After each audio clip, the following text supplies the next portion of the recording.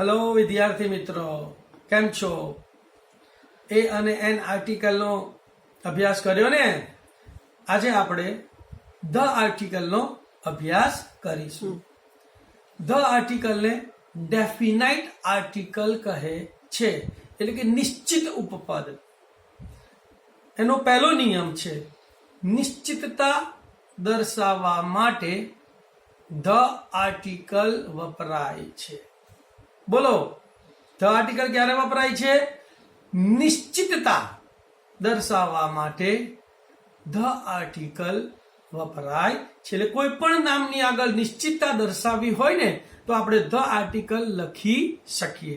દાખલા તરીકે એક તમને ઉદાહરણ આપું. There is a book on ખાલી જગ્યા ટેબલ. ટેબલને આમ તો એ આર્ટિકલ લાગે ને, પણ નિશ્ચિત છે કે ચોપડી ટેબલ પર જ છે, માટે there is a book on the table. લખી લો પહેલો નિયમ. ચાલો,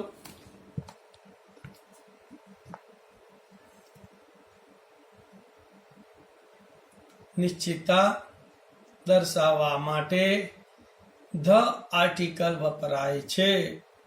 ઉદાહરણ લખજો. તમારે લખવા માટે વિડીયોને પોઝ કરી દેવાનો અને પછી લખી લેવાનું, કાં તો સ્ક્રીનશોટ પાડીને તમે લખી શકો છો. ધ આર્ટિકલનો નિયમ નંબર 2. કોઈ વ્યક્તિ કે વસ્તુ માટે આપણે પ્રથમવાર વાત કરીએ ત્યારે એ કે એન આર્ટિકલ વપરાય છે. પરંતુ જો આપણે તેમની વિશે ફરીવાર વાત કરીએ તો નિશ્ચિત થઈ ગઈ ને, તો નિશ્ચિતતા દર્શાવવા માટે ફરીવાર ધ આર્ટિકલ વપરાય છે. બોલો, શું ખ્યાલ આવ્યો?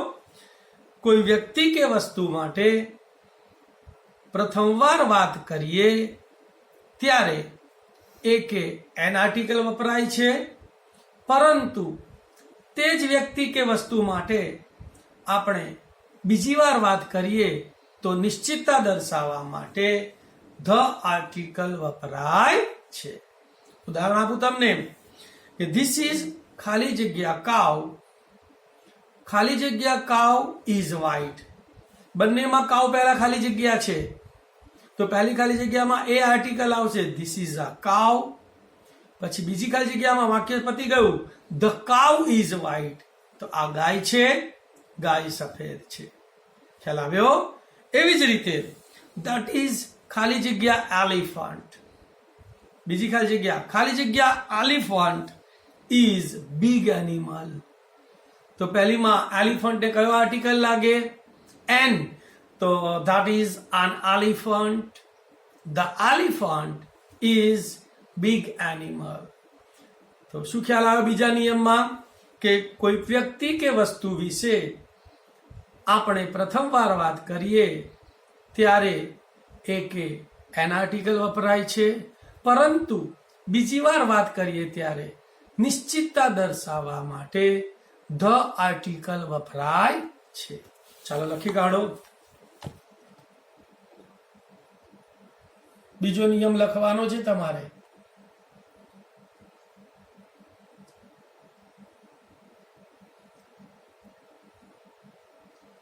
શાંતિથી સારા અક્ષરે લખવાનું છે. તમારે વિડીયોને પોઝ કરી દેવાનો છે અને પછી તમારે લખી નાખવાનો છે. લખાઈ જાય એટલે ફરી વિડીયો તમારે ચાલુ કરી દેવાનો છે. ક્લિયર? ચાલો, નિયમ નંબર 3. સમગ્ર જાતિ કે પ્રજાતિ કે જાતિઓનો સમૂહ દર્શાવવા માટે ધ આર્ટિકલ વપરાય છે. બોલો, સમગ્ર જાતિ, પ્રજાતિ કે જાતિઓનો સમૂહ દર્શાવવા માટે ધ આર્ટિકલ વપરાય છે. ઉદાહરણ તમને આપું. ખાલી જગ્યા હિન્દુઝ આર કાઇન્ડ પીપલ. એક હિન્દુ દયાળુ નથી, તમામ હિન્દુ દયાળુ છે. તો ધ હિન્દુઝ શું આવશે? The Hindus are kind people. બીજું ઉદાહરણ આપું. ખાલી જગ્યા peacock is our national bird. એક મોર આપણું રાષ્ટ્રીય પક્ષી છે કે કોઈ પણ મોર આપણા રાષ્ટ્રીય પક્ષી છે? તમામ મોર ઈસનપુરમાં હોય કે કાળુપુરમાં હોય કે ગોંડલમાં હોય કે દિલ્હીમાં હોય, એ મોર આપણું રાષ્ટ્રીય પક્ષી છે. તેને આપણે કયો આર્ટિકલ લગાડીશું? The. The peacock is our national bird. ખાલી જગ્યા rose is a beautiful flower. કોઈ પણ ગુલાબ કેવું છે? સુંદર છે. તો the rose is a beautiful flower. ખાલી જગ્યા lion is the king of jungle. જંગલનો રાજા. સિંહ, કોઈ પણ સિંહ હોય પછી એને જંગલનો રાજા જ કહેવાય. તો શું આવશે? બોલો. The lion is the king of જંગલ. અને છેલ્લી એક ઉદાહરણ તમને આપી દઉં. ખાલી જગ્યા ડોગ ઇઝ ફેથફુલ એનિમલ. કૂતરું કેવું પ્રાણી છે? વફાદાર. તમામે તમામ કૂતરા વફાદાર. તો સમગ્ર જાતિ થઈ તો માટે શું આવશે? The dog is a faithful animal. ખ્યાલ આવી ગયો? ત્રીજા નિયમમાં શું ખબર પડી? બોલો. કે સમગ્ર જાતિ, પ્રજાતિ કે જાતિઓનો સમૂહ દર્શાવવા માટે ધ આર્ટિકલ વપરાય છે. લખી કાઢો નિયમ નંબર 3. ચાલો. સમગ્ર જાતિ, પ્રજાતિ કે જાતિઓનો સમૂહ દર્શાવવા માટે ધ આર્ટિકલ વપરાય છે. 6 ઉદાહરણો છે વિદ્યાર્થી મિત્રો. 6 ઉદાહરણ ઝડપથી લખી કાઢજો.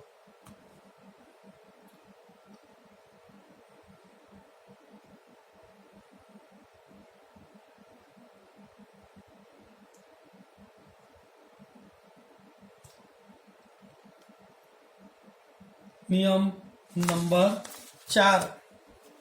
નદીઓ અને મહાસાગરોના નામની આગળ ધ આર્ટિકલ લાગે છે. કયો નિયમ? બોલો. ચોથો. નદીઓ અને મહાસાગરોના નામની આગળ ધ આર્ટિકલ લાગે છે. આપણે ગુજરાતીમાં બોલીએ તો ગંગા, નર્મદા, તાપી, પણ અંગ્રેજીમાં બોલવું હોય તો the Ganga, the Narmada, the Tapi, the Nile, the Sabarmati. એવી જ રીતે મહાસાગરોના નામ: the Indian ocean, the Atlantic ocean, the Pacific ocean, the Arctic ocean અને ધ પર્શિયન સી. તો ચોથો નિયમ શું હતો? બોલો. નદીઓ અને મહાસાગરોના નામની આગળ ધ આર્ટિકલ લાગે છે. લખી કાઢો. ચલો. નીચેનો નિયમ બતાવજો.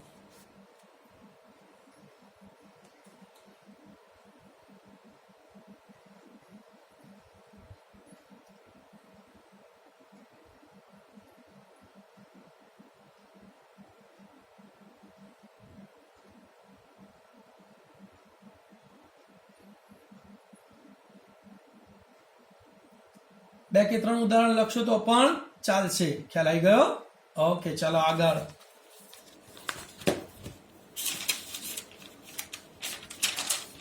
પાંચમો નિયમ. પ્રકૃતિના તત્વો ના નામની આગળ ધ આર્ટિકલ લાગે છે. બોલો વિદ્યાર્થી મિત્રો. કોના નામની આગળ ધ આર્ટિકલ લાગે? પ્રકૃતિના તત્વો. પ્રકૃતિના તત્વો એટલે શું?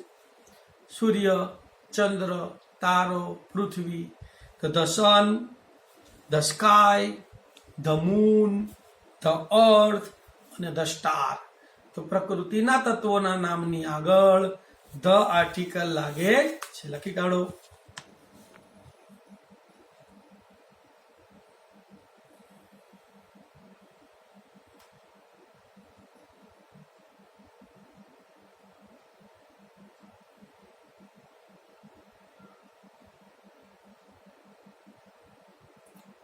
ક્લિયર? ઓકે. છઠ્ઠો નિયમ ભાઈ. ધર્મગ્રંથો અને દિશાઓના નામની આગળ પણ ધ આર્ટિકલ લાગે છે. બોલો. કોની કોની આગળ ધ આર્ટિકલ લાગે? ધર્મગ્રંથો અને દિશાઓના નામની આગળ ધ આર્ટિકલ લાગે છે. બોલો કયા ધર્મગ્રંથોના ઉદાહરણો આવડે છે? બોલો the Ramayana, the Mahabharata, the Bible, the Avesta, the Gita, the Quran. તમામ ધર્મગ્રંથોને કયો આર્ટિકલ લાગે? ધ.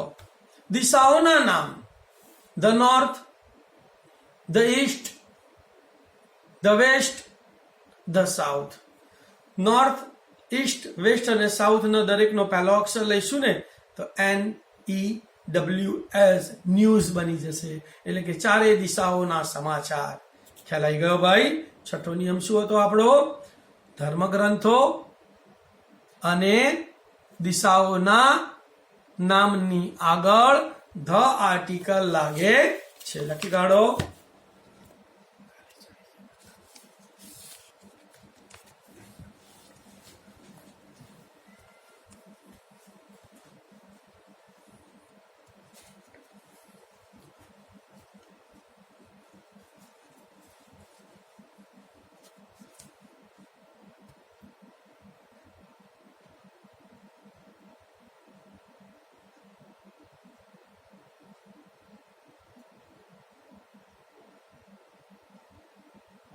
લખાઈ ગયું ને? ધર્મગ્રંથો અને દિશાઓના નામની આગળ ધ આર્ટિકલ લાગે છે.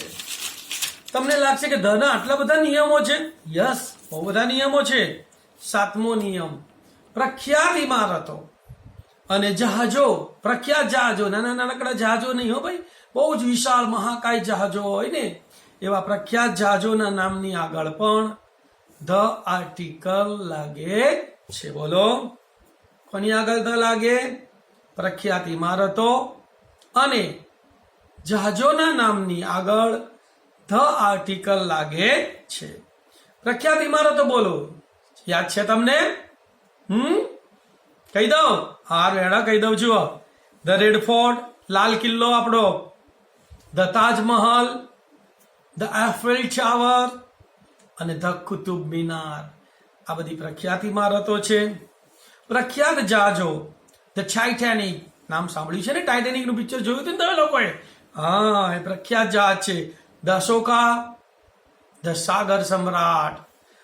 તો 7મો નિયમ શું હતો? બોલો પ્રખ્યાત ઇમારતો અને પ્રખ્યાત જહાજો ના નામની આગળ ધ આર્ટિકલ લાગે છે. લખી કાઢો ફટાફટ.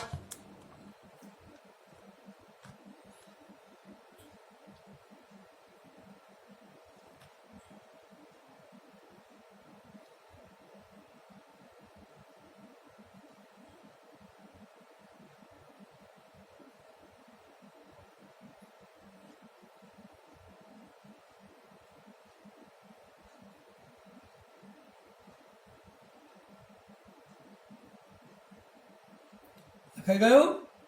વિદ્યાર્થી મિત્રો, અમારી ચેનલને તમે સબસ્ક્રાઇબ કરી દીધી છે ને? કરવાનું ભૂલતા નહીં. તમને હવે આવા સારા સારા વિડીયો ગ્રામરના મળશે અને તમે ગ્રામરમાં માસ્ટર બની જશો. 8મો નિયમ: સુપરલેટિવ ડિગ્રી. ડિગ્રી યાદ છે ને? ડિગ્રી 3 પ્રકારની: પોઝિટિવ ડિગ્રી, કમ્પારેટિવ ડિગ્રી અને સુપરલેટિવ ડિગ્રી. આ જે સુપરલેટિવ ડિગ્રી આવે એના વિશેષણ પહેલા તથા ક્રમવાચક સંખ્યાની પહેલા ધ આર્ટિકલ લાગે છે. બોલો શું હતો 8મો નિયમ? સુપરલેટિવ ડિગ્રીના વિશેષણ પહેલા અને ક્રમવાચક સંખ્યાની આગળ ધ આર્ટિકલ લાગે છે. ઉદાહરણો જોઈએ આપણે સુપરલેટિવ ડિગ્રીના: the best, the most beautiful, the longest, the worst. Worst એટલે સૌથી ખરાબ. તો સુપરલેટિવ ડિગ્રીના ઉદાહરણોમાં ખ્યાલ આવી ગયો? The best, the most beautiful, the most intelligent. ઘણા બધા આવા ઉદાહરણો છે. ક્રમવાચક સંખ્યા: the first, the second, the third, the last. 8મો નિયમ શું હતો વિદ્યાર્થી મિત્રો? લખી લો. સુપરલેટિવ ડિગ્રીના વિશેષણ પહેલા ધ આર્ટિકલ લાગે છે અને ક્રમવાચક સંખ્યાની પહેલા પણ ધ આર્ટિકલ લાગે છે.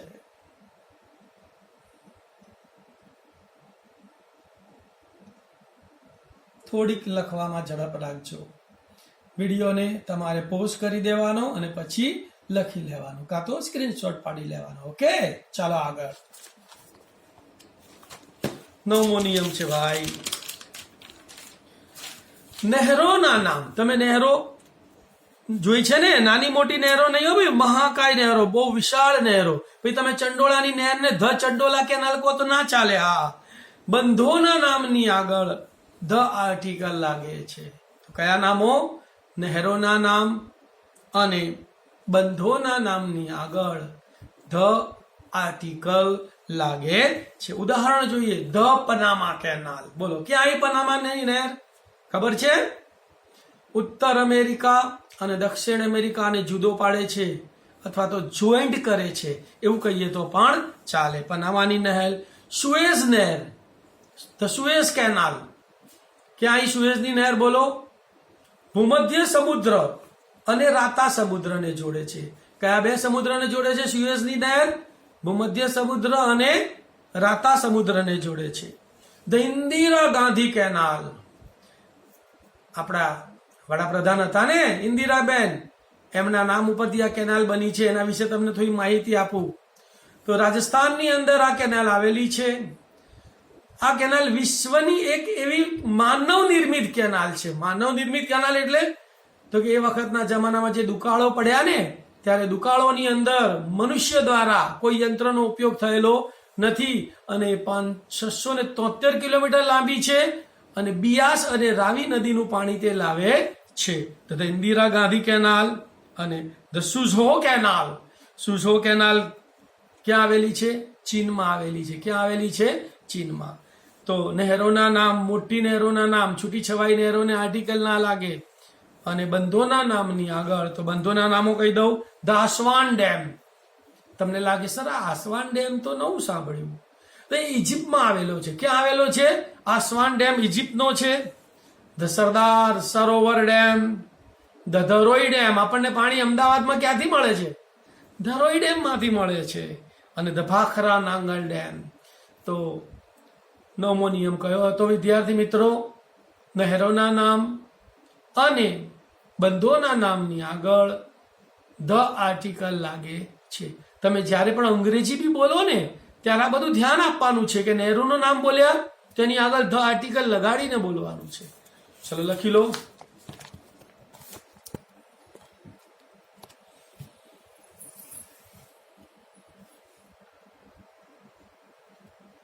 ઝડપ રાખજો.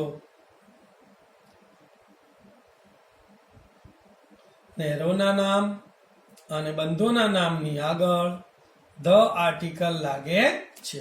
ચલો નેક્સ્ટ. બેંકોના નામ, રેલવેના નામ. છુક ગાડી. છુક ગાડીની આગળ કયો લાગે આર્ટિકલ? ધ આર્ટિકલ લાગે. બેંકોના નામની વાત કરીએ તો Dena bank, the Canara bank, the state bank of India, the Ahmedabad mercantile cooperative bank. તો તમામ બેંકોના નામની આગળ અંગ્રેજીમાં બોલવું હોય તો કયો આર્ટિકલ લગાડવાનો? ધ. રેલવેના નામ, the Gujarat queen, the Navjivan express, the Karnavati express, the Shatabdi. તમામ ગાડીઓના નામની પહેલા પણ ધ આર્ટિકલ લાગે છે. ચલો બોલો, કયા નામોની આગળ ધ લાગે? બેંકોના નામ અને રેલવેના નામની આગળ ધ આર્ટિકલ લાગે છે. લખી લો. ચાલો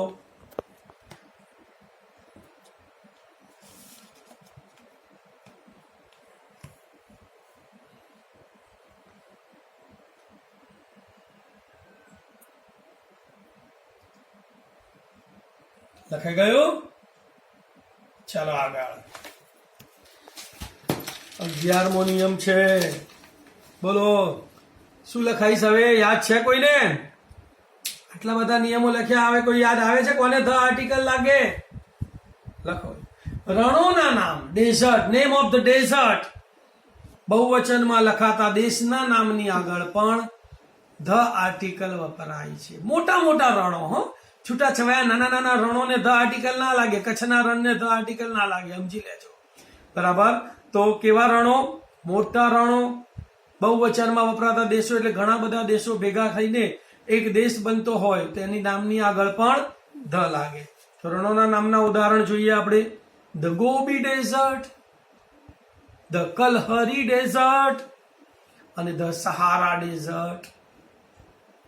બહુવચનમાં વપરાતા દેશો the USSR, Russia, union social republic, the UK, united kingdom. વિદ્યાર્થી મિત્રો બોલો, કયા નામોની આગળ ધ લાગશે? રણોના નામ અને બહુવચનમાં લખાતા દેશોના નામની આગળ ધ આર્ટિકલ લાગે છે. લખી લો.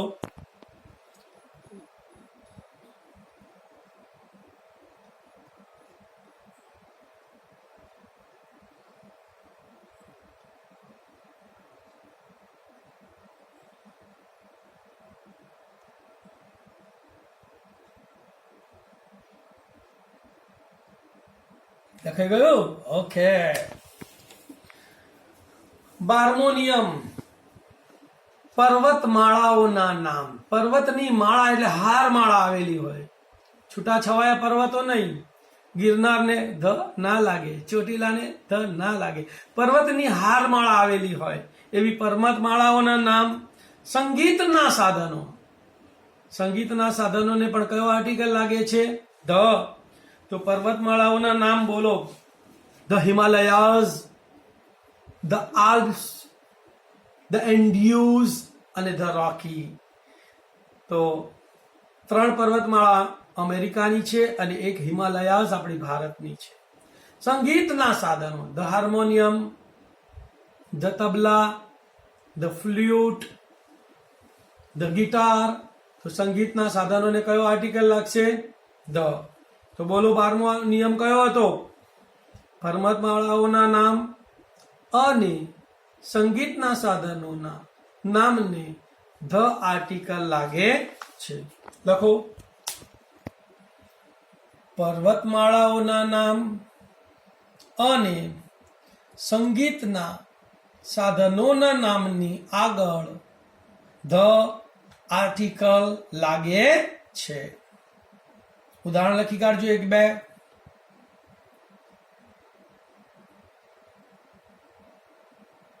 ક્લિયર?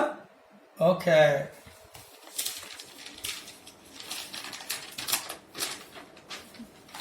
તેરમો નિયમ અને છેલ્લો નિયમ છે ભાઈ, સમાચાર પત્રોના નામ. ન્યૂઝપેપર, કયો આર્ટિકલ લાગશે? ધ. ટાપુઓના નામનો સમૂહ. છૂટાછવાયા ટાપુને ધ ના લાગે, પણ ઘણા બધા ટાપુઓ ભેગા થઈને એક ટાપુ બનતો હોય ને, તો એ ટાપુઓનો સમૂહ